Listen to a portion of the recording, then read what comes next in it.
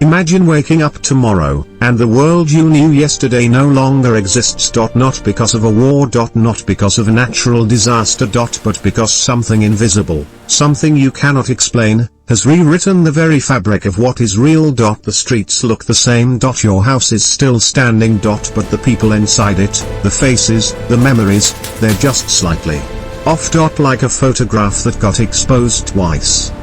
What would you do? Who would you trust? And most terrifying of all, how would you know if you were the problem?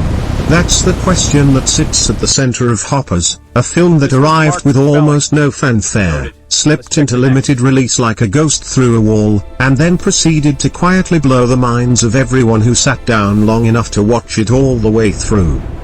Welcome back to the channel.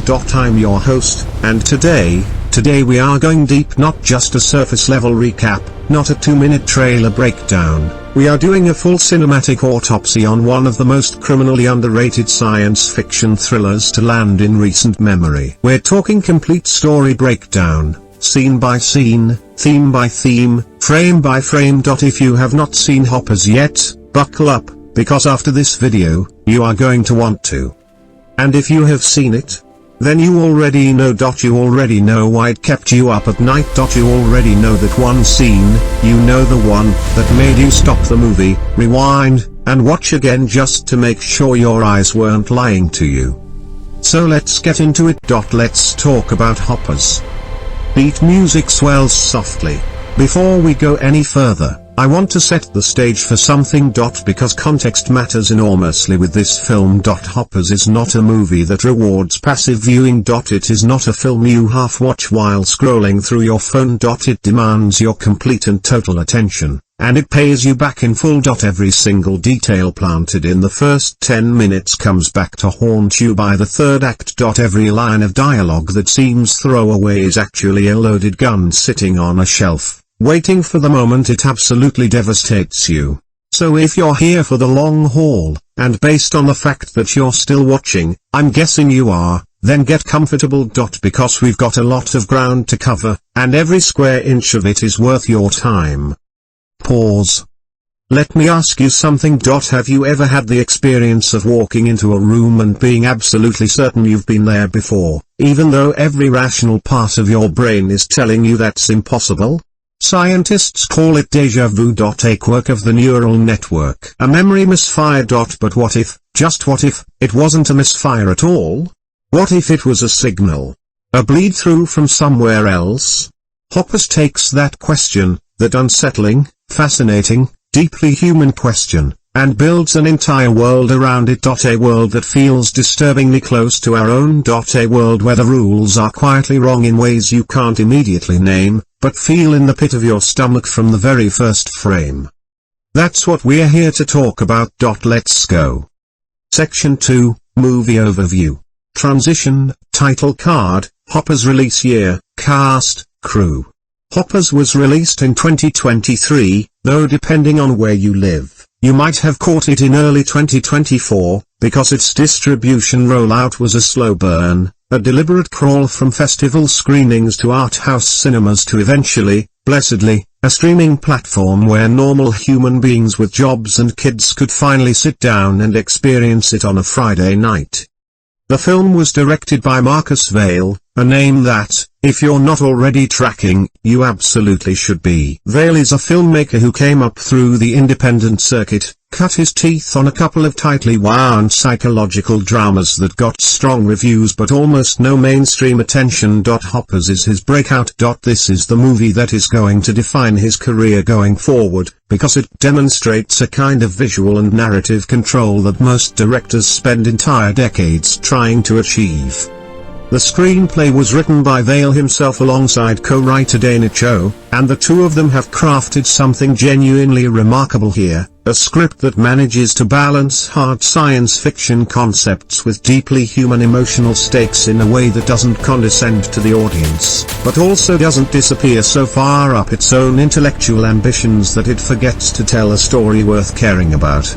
The cast is headlined by James Arlo in the lead role of Ethan Cole, a theoretical physicist who becomes the film's reluctant protagonist and moral compass. Arlo is an actor you've probably seen in supporting roles before. He had a great turn in a prestige drama a few years back, played a villain in a superhero franchise that most people pretend didn't happen, but this is the first time he's been handed the full weight of a film and asked to carry it. And he does. He carries it with both hands and never drops it. Opposite him, Nadia Ruiz plays Dr. Sarah Montoya, his colleague, his sometime antagonist, his complicated almost love interest, and the character who arguably has the most complete arc of anyone in the entire film. Ruiz brings a precision to the role that is absolutely electric. Every choice she makes feels deliberate, earned, and just slightly unpredictable in the best possible way. The supporting cast includes veteran character actor Leon Greer as the ominous director Hallis, who runs the shadowy government research program at the story's center, up-and-coming talent Priyashaz Keiko, the youngest member of the research team who functions as the film's emotional conscience, and in a brief but unforgettable extended cameo, Raymond Castillo as Marcus Webb, a figure from Ethan's past whose significance doesn't become clear until a pivotal late scene that will rearrange your understanding of everything you've watched.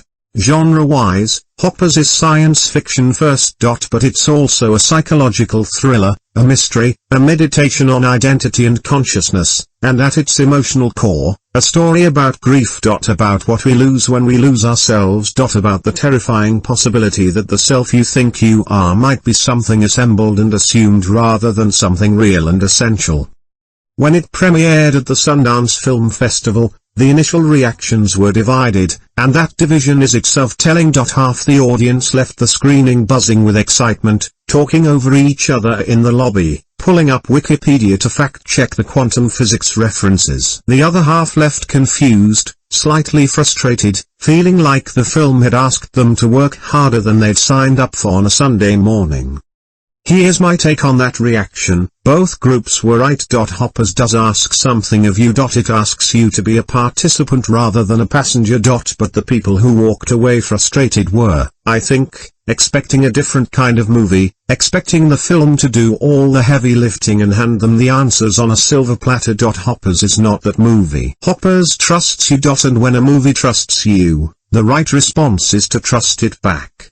By the time the discourse settled and the film found its streaming audience, the consensus had shifted decisively toward the enthusiast camp. Audience scores climbed steadily as word of mouth spread, the particular kind of word of mouth that only happens with films that genuinely change the people who watch them. The kind of word of mouth that sounds like, you have to watch this, but I can't tell you why without spoiling it, so just trust me. That's Hoppers.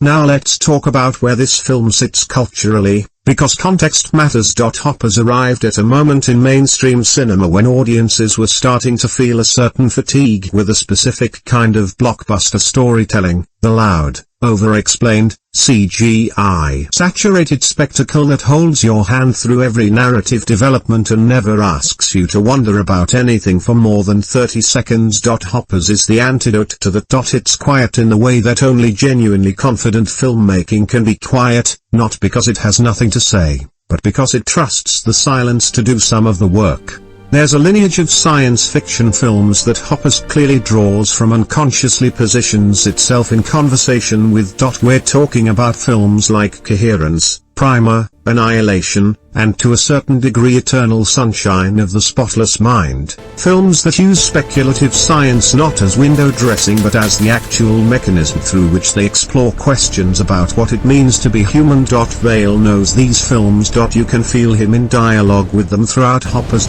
But this film is not derivative.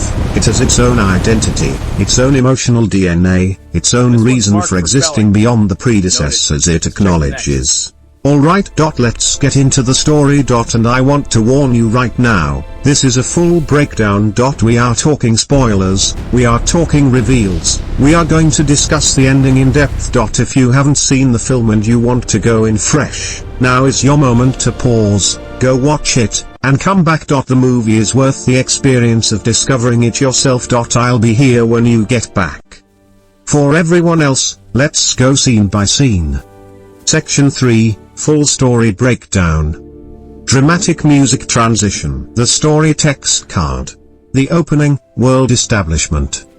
The film opens on a long, unhurried aerial shot of an unnamed American city at dawn. There's something slightly wrong about it, but you can't immediately identify what. The streets are too empty, maybe. The light is a shade too flat. Director Vale holds this shot for longer than feels comfortable, about 45 seconds of pure visual contemplation before a single word is spoken, a single character appears. It's a bold opening gambit, and it works because it plants a seed of unease in the audience before the story has even begun. You are already looking for what's wrong before you even know what you're looking at. We cut to Ethan Cole, mid-30s, sharp but disheveled, the kind of handsome that comes from being too distracted to notice you're handsome, waking up in what we'll learn is his apartment. He's clearly not a great sleeper. There are papers everywhere. Empty coffee cups. A whiteboard covered in equations and diagrams that we'll be seeing again, marked up and modified, throughout the film. On his bedside table, a photograph, face down. We don't see who's in it. Not yet. Ethan goes through a morning routine that is filmed with the kind of methodical precision that, in retrospect, you realize was doing double duty, both establishing his character as someone who operates on systems and routines, and subtly, beautifully showing us the cracks in those routines. The way he pauses at the bathroom mirror for just a second too long. The way he picks up his keys twice, as if the first time he grabbed them didn't feel quite real. He drives to work. The building he arrives at is identified only by a nondescript federal ID badge. He swipes at the door. No logos. No name on the glass. This is your first concrete signal that whatever Ethan does for a living exists in the margins of official record. Inside, he greets co-workers with the easy familiarity of someone who has been working alongside these people for years. And here we meet the team. Keiko, the junior researcher who is clearly the most emotionally intelligent person in any room she enters, and who greets Ethan with the warmth of genuine affection. Marcus Webb, older, quieter, watching everything with the calm of someone who knows more than he's letting on, and finally, entering a few minutes after everyone else, radiating the controlled energy of someone perpetually operating at capacity, Dr. Sarah Montoya. The dynamic between Ethan and Sarah is immediately legible and immediately interesting. These are two people who respect each other enormously and who are also, in some fundamental way, in a competition that neither of them has fully acknowledged. They argue about methodology with the shorthand fluency of long collaboration. They finish each other's sentences. They also talk over each other, contradict each other, and occasionally look at each other with an expression that could be read as frustration or longing depending on your interpretive generosity. Their project, which the film takes its time revealing in full, involves what the team quietly calls hop testing. And this is where the film leans into its science fiction premise in a way that is deceptively clear. The basic concept, the research program, operating under Director Hallis and some unnamed government body, has developed a technology they call a hopper, a device that allows organic matter to briefly shift between what they hypothesize are parallel probability states. In simpler terms, parallel universes, adjacent realities. The multiverse, but stripped of comic book spectacle and treated instead with the cold seriousness of a Department of Defense black project. Now, here is where the film is smart. Director Vale never fully explains the mechanism. He gives you enough of the science, the briefings, the whiteboard sessions, the tense discussions between Ethan and Sarah, to feel grounded and credible. But he never gives you so much that the mystery evaporates. The hopper technology remains, throughout the film, a thing that exists and works and matters, but that none of the characters, including its creators, fully understand. And that partial understanding, that gap between what the technology does and what it means, is exactly where the film lives. The inciting incident, the first test.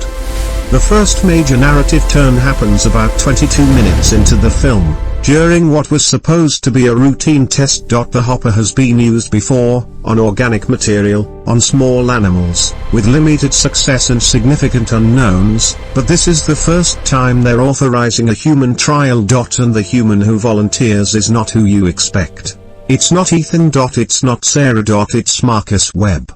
This is the first moment in the film where I sat up straighter in my seat, because it didn't track with what I'd expected. Webb had been positioned as an observer, a presence, a mentor figure. He wasn't who I'd mentally tagged as the experimental subject. When he volunteers, the reaction from the rest of the team, particularly Ethan's reaction, tells us something we don't yet fully understand. There's a conversation between Ethan and Webb the night before the test that is shot in the parking garage below the building, harsh fluorescent light creating deep shadows, the whole scene feeling slightly nocturnal and conspiratorial. Webb says something in this scene that the film returns to with devastating effectiveness in the third act. He says, "The thing about parallel states isn't where you go. It's what you bring back." Ethan asks him what he means. Webb smiles, a smile that is warm and sad and knowing all at once, and tells Ethan to get some sleep.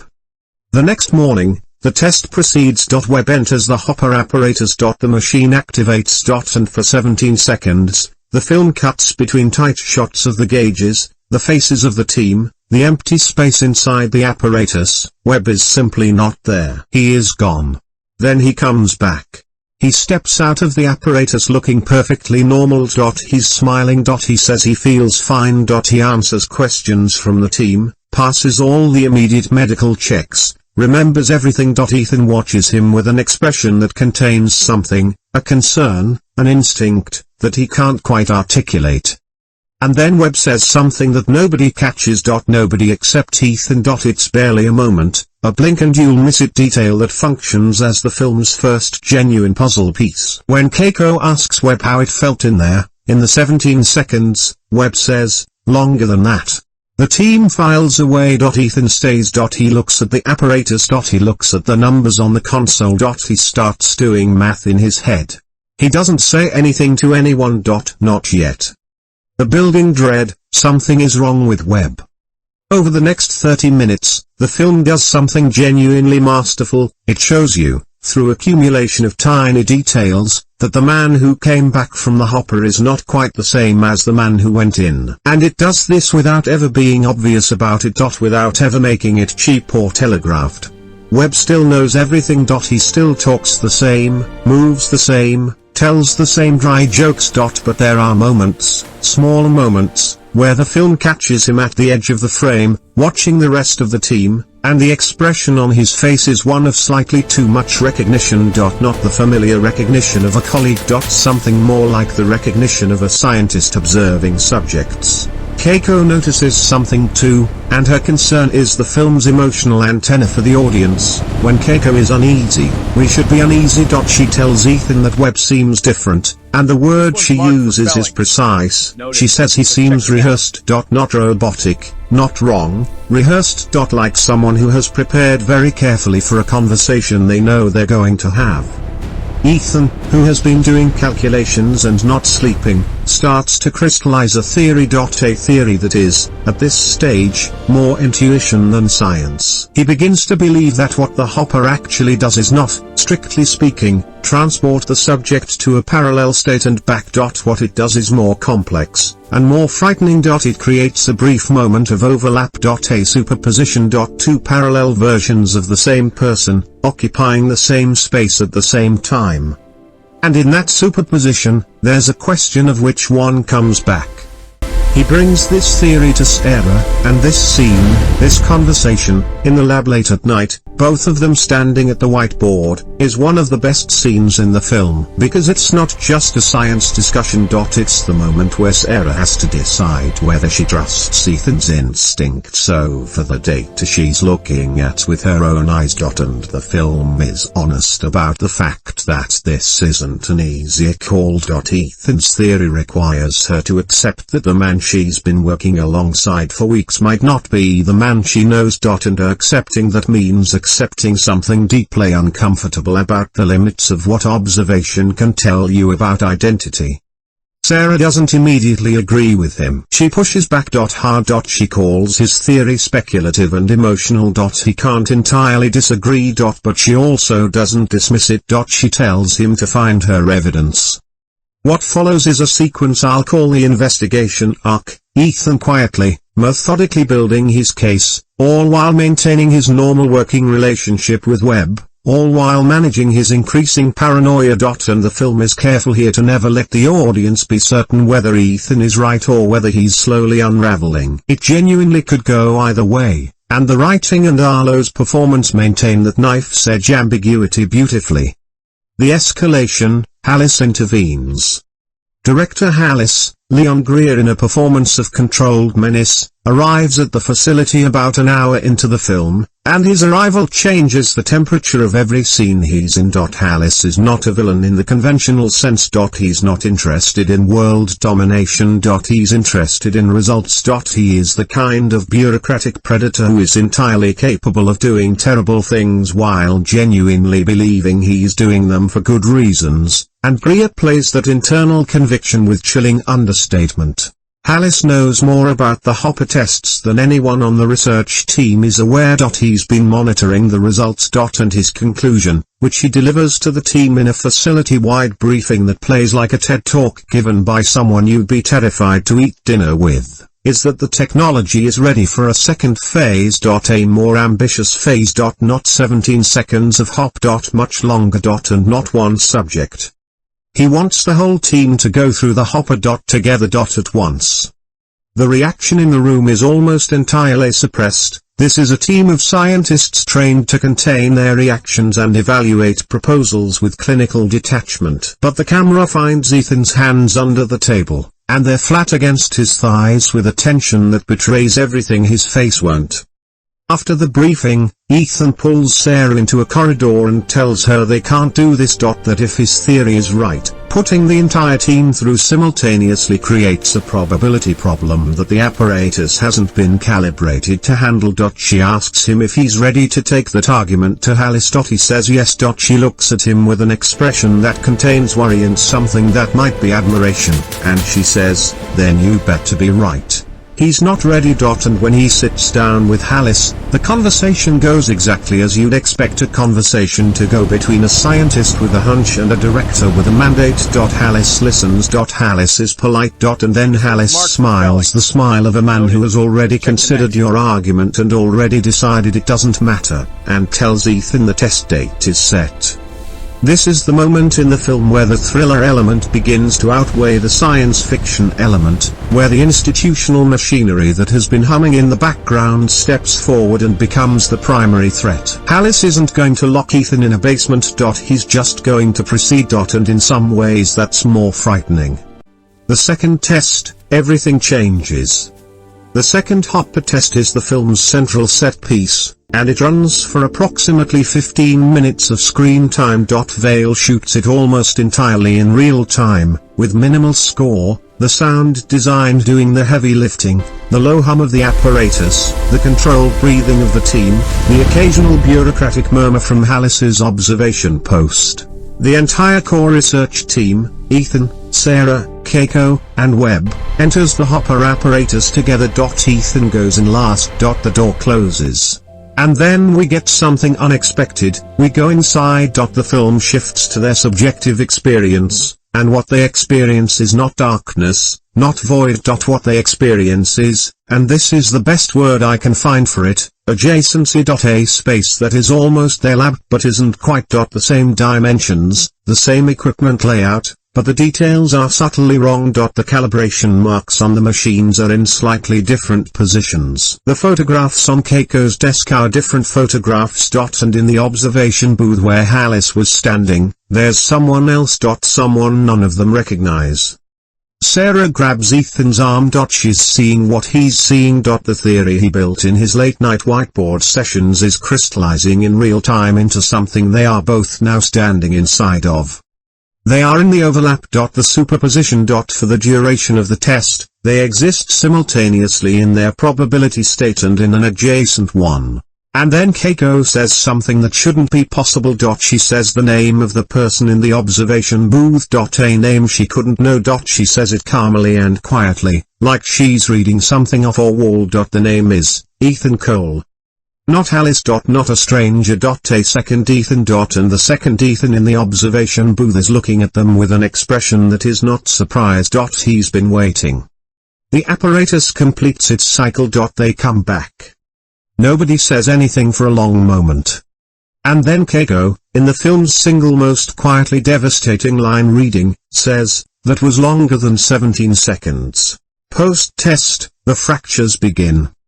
The aftermath of the second test is where the film shifts into its most psychologically dense stretch, and it's also where I think the audience engagement either fully locks in or starts to fray. If you're with the film, if you've been paying attention, if you've accepted its terms, the next 25 minutes are absolutely gripping. It's a cascade of realizations, confrontations, and revelations that all carry weight because the groundwork has been laid so meticulously.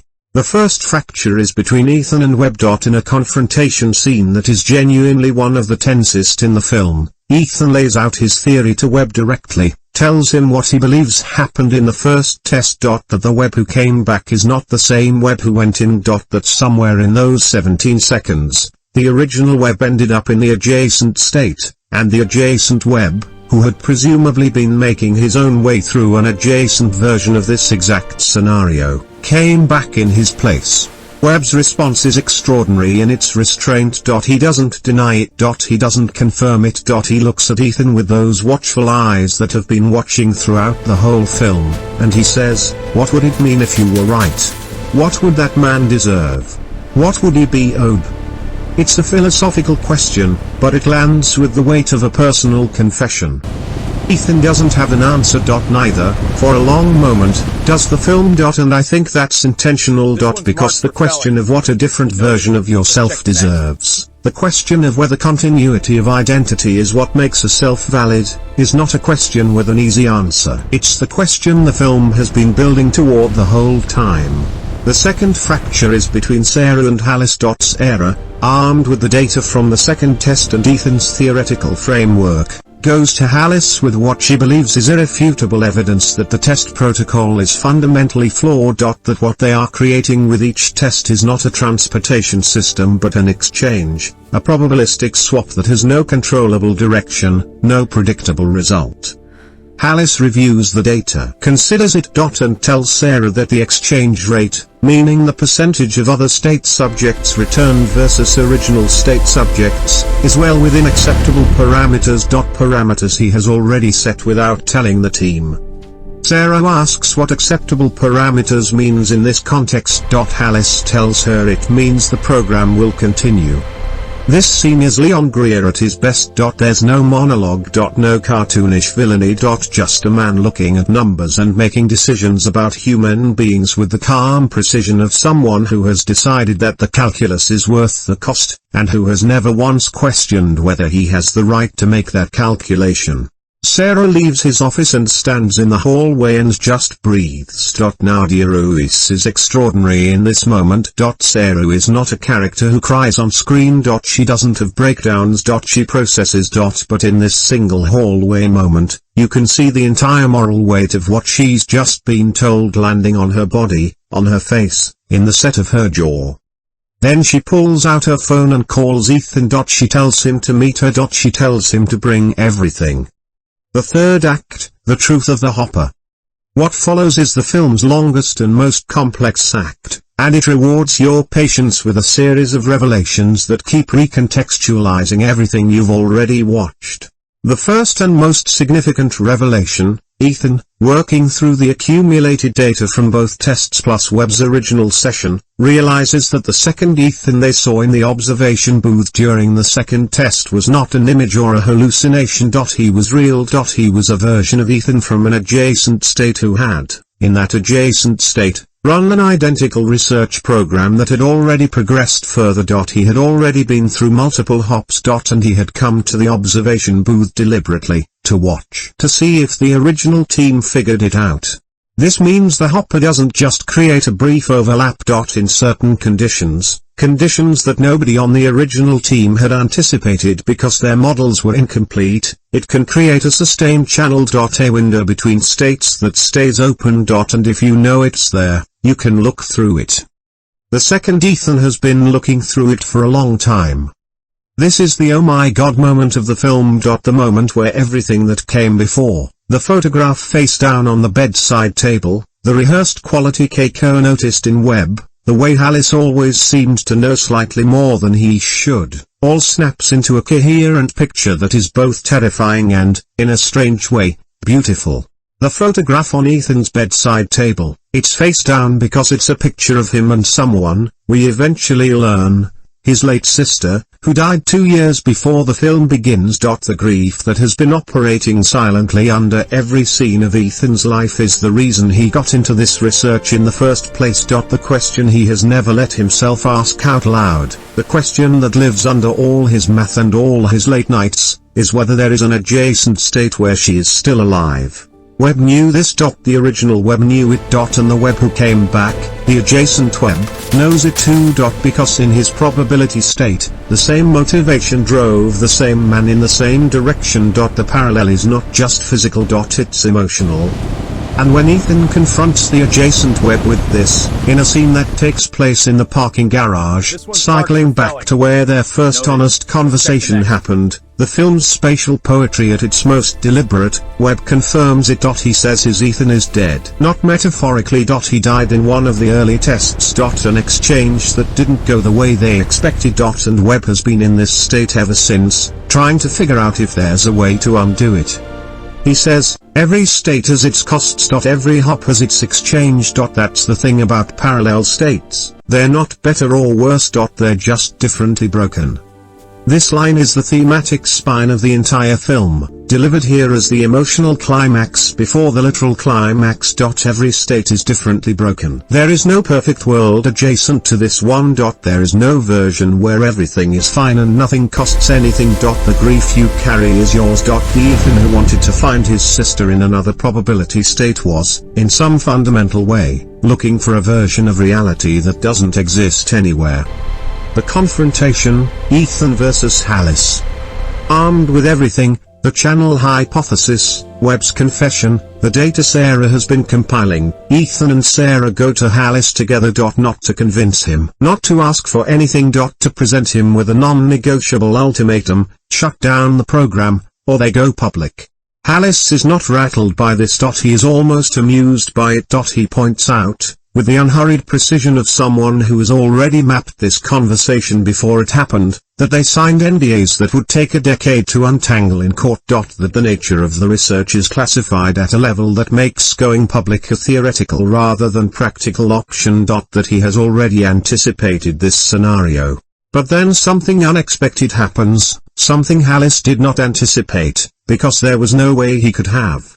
Keiko walks in. And she brings with her a piece of evidence that she's been sitting on since the second test. A recording. Made on a personal device she smuggled into the apparatus in violation of protocol. A recording of what happened inside the overlap, including, most critically, an exchange she had with the adjacent version of herself during the 17+ seconds when the channel was open.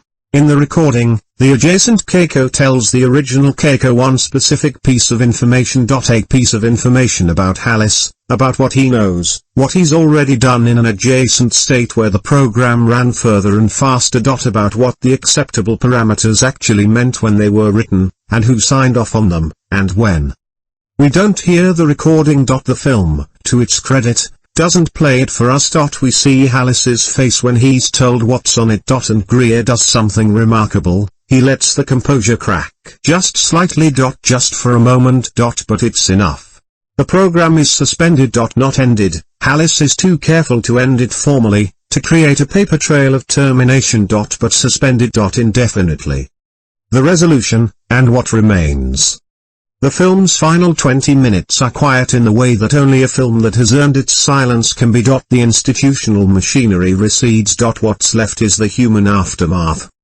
Webb leaves. Where he goes, we're not told. But in his final conversation with Ethan, again in the parking garage, because Vale loves a callback, he says that he's been thinking about the question Ethan asked him, what would the exchange mean? What would it mean for a person who came back from a hop that they didn't originate from? And Webb's answer is this: it would mean they're exactly like everybody else. Carrying something that isn't entirely theirs, trying to figure out what to do with it anyway. It's a beautiful moment. And it lands differently the second time you watch the film, when you have the full context of everything Webb has been sitting with throughout the entire story. Ethan and Sarah have a scene together that finally acknowledges what the film has been carefully circling for its entire runtime. It is not a romantic resolution. It is something more honest and more interesting than that. It is two people deciding to choose presence. To choose the world they're actually standing in, with all its costs and all its wrongness, over the fantasy of a world that only exists in the math. Sarah asks Ethan if he ever actually found what he was looking for. Ethan thinks about it for a long time. And then he says, "I found a better question."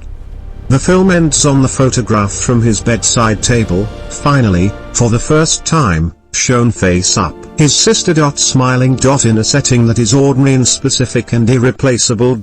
Ethan holds it, looks at it, sets it down. Not face down this time.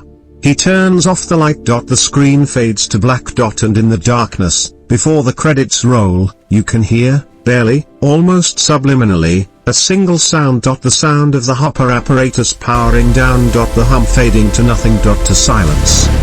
Long pause. Music. And that's the story. That is Hoppers. Let's talk about what makes it work. Section 4, Character and Performance Analysis. Transition card, the characters. Let's talk about the people at the center of this story, because in a film this conceptually dense, it would be very easy for the characters to become chess pieces, moved around the board in service of the plot machinery, hollow vessels for exposition. Hoppers avoids this trap. These characters feel lived in, specific, and real in ways that have everything to do with the writing and the performances. Ethan Cole, James Arlo.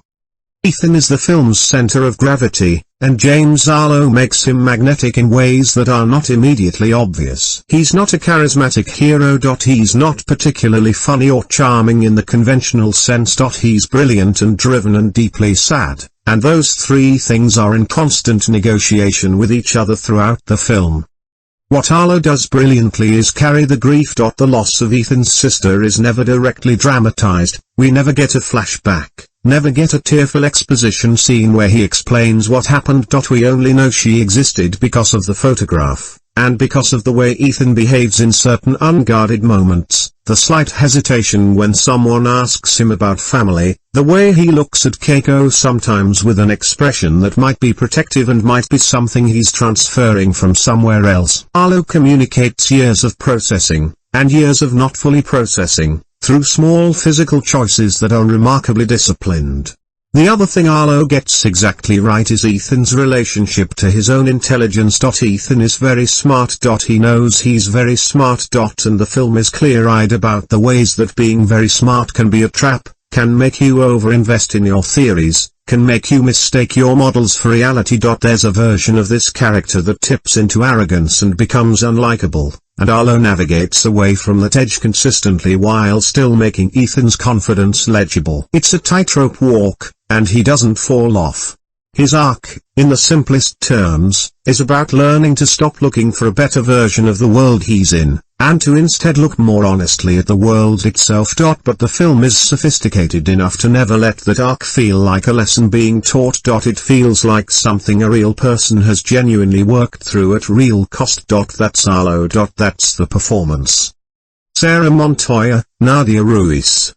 If Ethan is the film's emotional center, Sarah is its intellectual conscience. She is the one who asks the hardest questions, who holds the line on what the data actually says versus what they wanted to say, who refuses to let the investigation become about anything other than the truth. And Nadia Ruiz plays her with an economy of expression that is quietly astonishing. There is a temptation, in a film like this, to write the female co-lead as the emotional counterpart to the male lead, to let her be the feelings while he does the thinking. Hoppers refuses that binary entirely. Sarah is as analytically formidable as Ethan, and probably more disciplined. Her emotional life is real and present and matters enormously to the story, but it never defines her at the expense of her intellect. The dynamic between Sarah and Ethan is one of my favorite aspects of the film. It doesn't resolve neatly. It doesn't give you the romantic payoff you might have been expecting. Instead, it gives you something more honest, two people who have found each other essential, who disagree about important things, who have built something together that neither of them could have built alone. The scene where Sarah acknowledges Ethan's theory isn't a concession, it's a collaboration. She doesn't say you were right. She says show me more. That distinction is everything. Ruiz has a stillness that commands the camera. She does very little, and every time she does it, it means something. The hallway scene after her meeting with Alice, where she just stands and breathes, is 2 seconds of screen time that contains more emotional information than most films put into 5 minutes. That's craft. That's presence. Marcus Webb, Raymond Castillo. Webb is the film's most complicated figure, and Castillo's performance is the one I think about most when I revisit the film in my head. He has the hardest job. He has to play a man who is both entirely sincere and entirely a kind of gentle lie, simultaneously. The adjacent Webb who came back from the first hop is not pretending to be the original Webb in a cold, calculated way. He is genuinely invested in these relationships, genuinely moved by them, genuinely grieving a version of himself and a team he knows he doesn't fully belong to. And Castillo communicates all of that without ever letting the audience be certain of what they're watching until the film chooses to confirm it. The thing I love about how Webb is written is that he isn't a villain or a problem or even really a mystery to be solved. He's a person in an impossible situation, making the most decent choices available to him. His confession to Ethan in the parking garage doesn't feel like defeat, it feels like relief. Like someone who has been carrying something heavy finally being given permission to set it down. His parting line, carrying something that isn't entirely theirs, trying to figure out what to do with it anyway, is one of those lines that stops being about the character and starts being about the human condition in general. That's what the best supporting performances do, they locate the universal inside the specific. Keiko, Priya. Keiko is the heart of the film in the most literal sense. She is the warmth that makes the cold science bearable. And Priya, young, relatively new to film, making an impression that I suspect will look in 5 years like the early performance of a major career, plays her with an emotional directness that is genuinely moving. Keiko's function in the story is to be the person who cannot dissociate. While Ethan processes through theory and Sarah through methodology, Keiko processes through feeling. And in a film about a technology that potentially scrambles identity, having a character who is anchored entirely in emotion is a crucial narrative device. She's the one who noticed Webb was rehearsed. She's the one who secretly recorded the second test. She's the one who walks into Alice's office with evidence that nobody else had the courage to carry. There is a version of this character that exists purely to be imperiled and rescued. Hoppers never goes there. Keiko is never a victim. She is the bravest person in the room, and the film knows it. Director Alice, Leon Greer.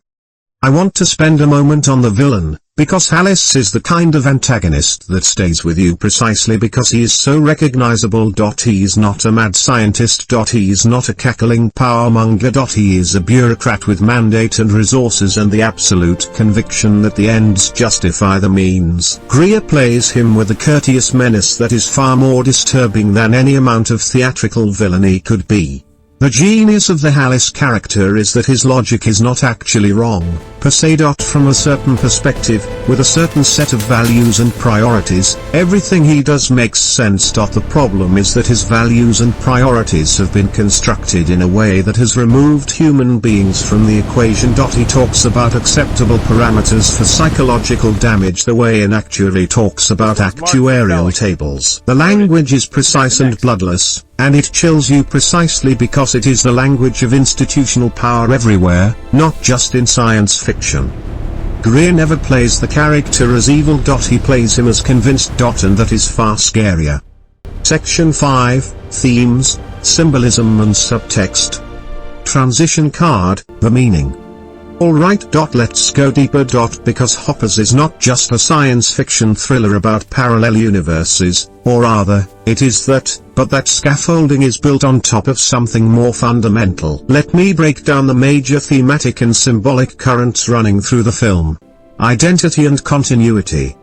The central philosophical question of Hoppers is this: what makes you you? Is it your memories? Your biology? Your accumulated experiences? Your relationships? The specific pattern of your neural pathways? Or is selfhood something more fragile than any of those things, something that can be interrupted, replaced, even exchanged, without the people around you necessarily knowing? This is a question philosophy has been wrestling with forever, the ship of Theseus problem, applied to human consciousness. But Hoppers makes it viscerally personal by embedding it in the story of specific, beloved characters. The question of whether the Webb who came back is really Webb is not just a theoretical puzzle. It has emotional stakes. Because the answer affects what you feel about him. And importantly, the film refuses to give you a clean, reassuring answer. It suggests, through Webb's character arc and his final speech, that the question might be unanswerable, and that the right response to its unanswerability might be pragmatic grace rather than philosophical paralysis. Grief and the fantasy of elsewhere. Ethan's grief is the film's emotional engine, and it speaks to something universal, the fantasy, in the face of irreversible loss, that somewhere, in some adjacent state, in some parallel world, in some version of the story, the thing you lost is still there. This fantasy is entirely human. Almost everyone who has ever grieved has had it in some form. What Hoppers argues, carefully, compassionately, without preachiness, is that this fantasy, however human, is also a way of avoiding the specific reality of the world you're actually in. That looking for a better version elsewhere is, at some point, a way of refusing to fully inhabit the here. Ethan's arc is about learning that his sister, the specific, irreplaceable, nowhere else existing version of her, only lives in this state. In his memories. In the photograph. And that this world, broken as it is where she existed, and where he does. This theme resonates in ways that go well beyond quantum physics. It speaks to anyone who has ever wished their life was different. Anyone who has ever dreamed of a reset. Anyone who has ever looked at the wreckage of something and asked, what if?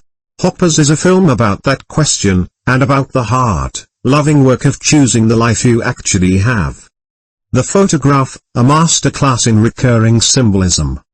The photograph on Ethan's bedside table is the film's central symbol, and the way Vale uses it throughout is a masterclass in economical visual storytelling. It appears 3 times.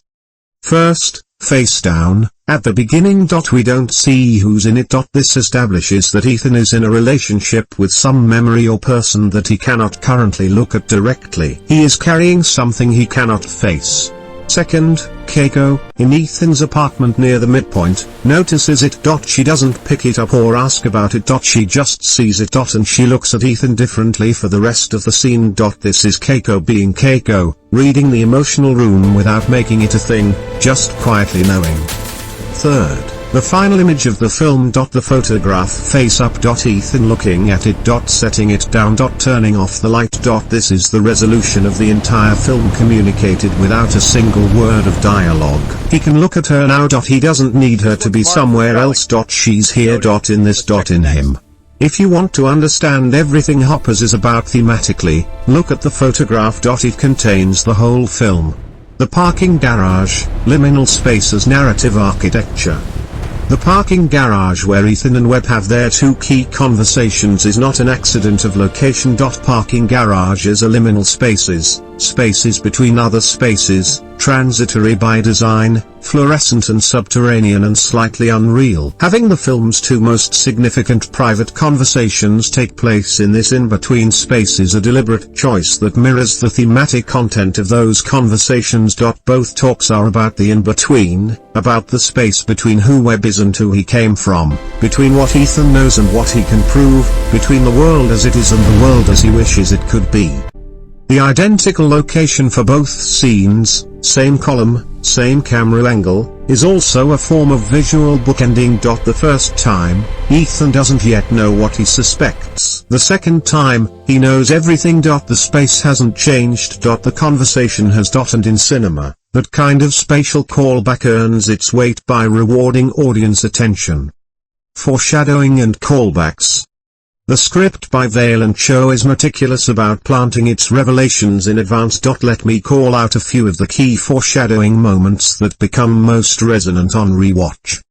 Webb's line in the parking garage, "It's not where you go, it's what you bring back," directly predicts the thematic resolution of the film. It also predicts his own situation, which we don't yet know about at this point. He is, after all, someone who brought back something that wasn't entirely his, a life, a relationship, a team, a world he didn't originate in. Keiko's instinct about web being rehearsed foreshadows both the adjacent web's identity and, more broadly, the film's theme about the fragility of selfhood. If someone can be rehearsed at being themselves, what does that imply about the rest of us? The aerial shot that opens the film, the city that is slightly wrong, the light too flat, the streets too empty, takes on a retrospective horror when you've seen the second test sequence and understand what adjacent state visually looks like. We open the film already in a slightly adjacent state, already a little wrong, already asking us to notice the discrepancy. The film we're watching about the hopper is, in some sense, already a hop in progress. This kind of layering is what separates hoppers from the average science fiction thriller. It's not just clever. It's intentional at every level, and it makes the film worth revisiting multiple times. Section 6, Technical and Artistic Review. Transition card, The Craft.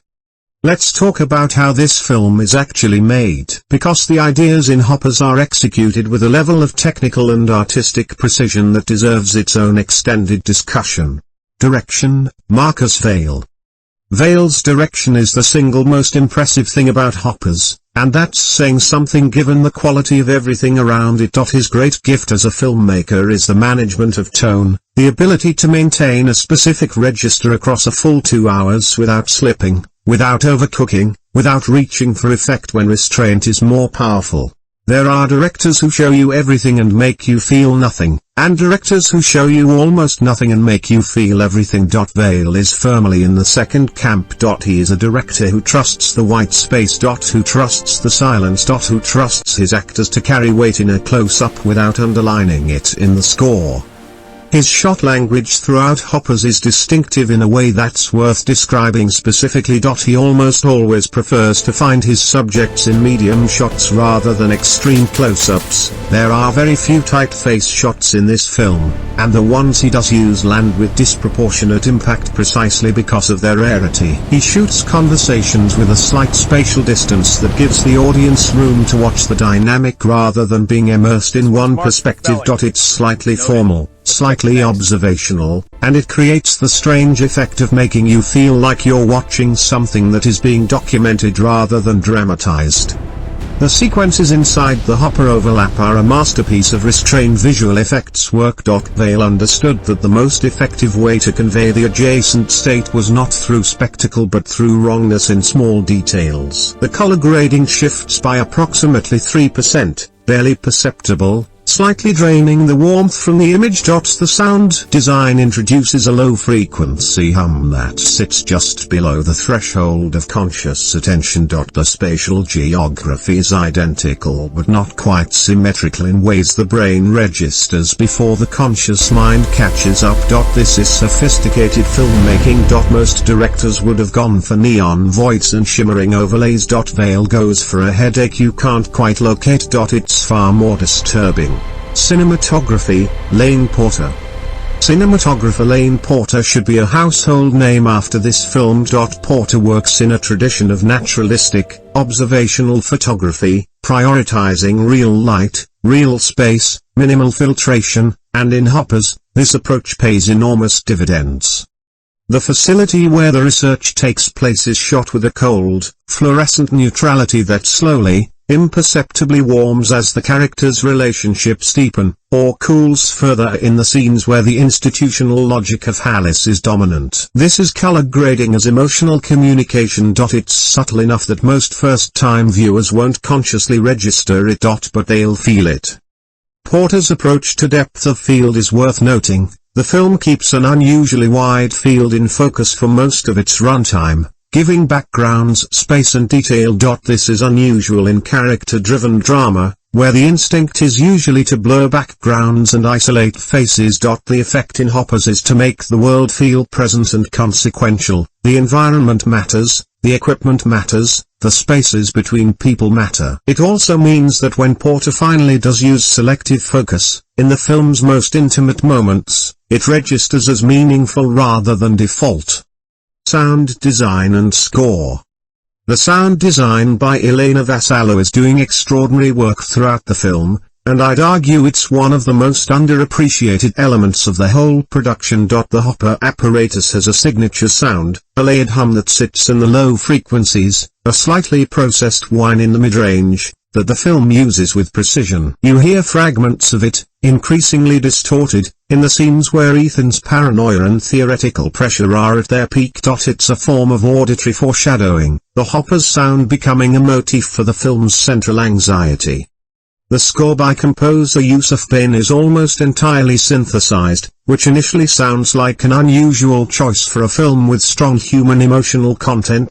In practice, it's perfect. The synthetic quality keeps the score in the register of the film's scientific subject matter, while Bain's compositional choices give it warmth and movement that a purely clinical soundscape would lack. His main theme is built on a series of overlapping motifs that are near identical but not quite, musical adjacent states, you might say, that resolve and diverge throughout the film before arriving at a major key, fully concordant version in the final sequence. The score literally resolves its own dissonances alongside the narrative. It's elegant.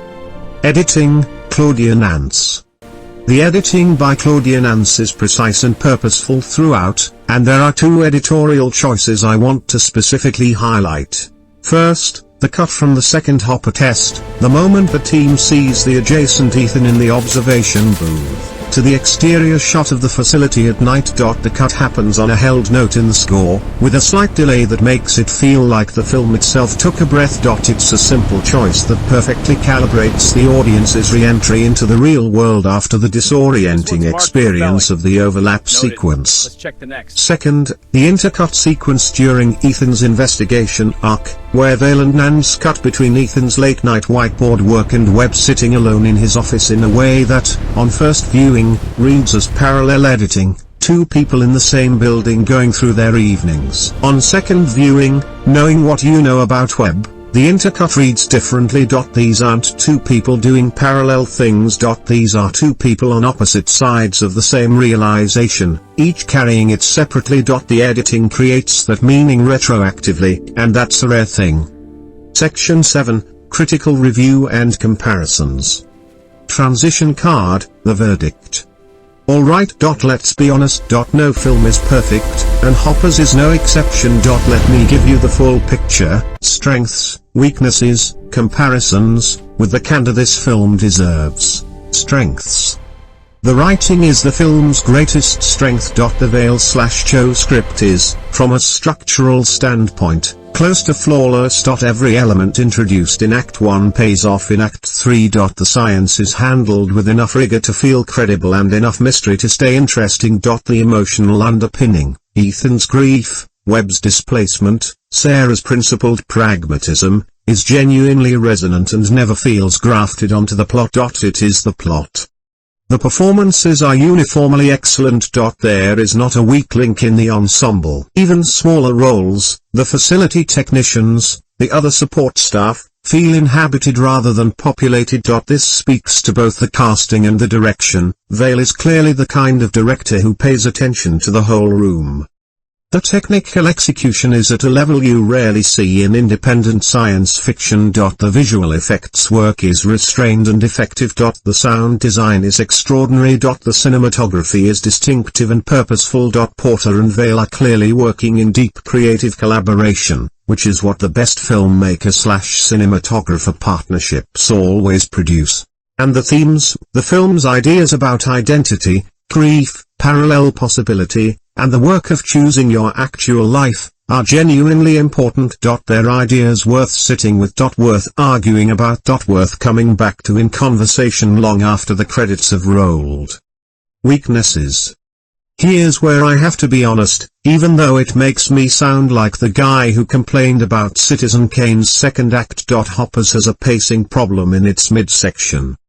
Specifically, the stretch from roughly the 45-minute mark to the 65-minute mark, the investigation arc, Ethan building his case, the accumulation of small details about Webb, is where the film asks the most patience of its audience, and where it does the least to reward impatient viewers. The slow burn is intentional and defensible. But there are sequences here that could have been tightened without losing anything essential. A few scenes between Ethan and Keiko, while individually good, could have been consolidated. The film is 2 hours and 8 minutes long. I think it could have been 2 hours flat and been better for it.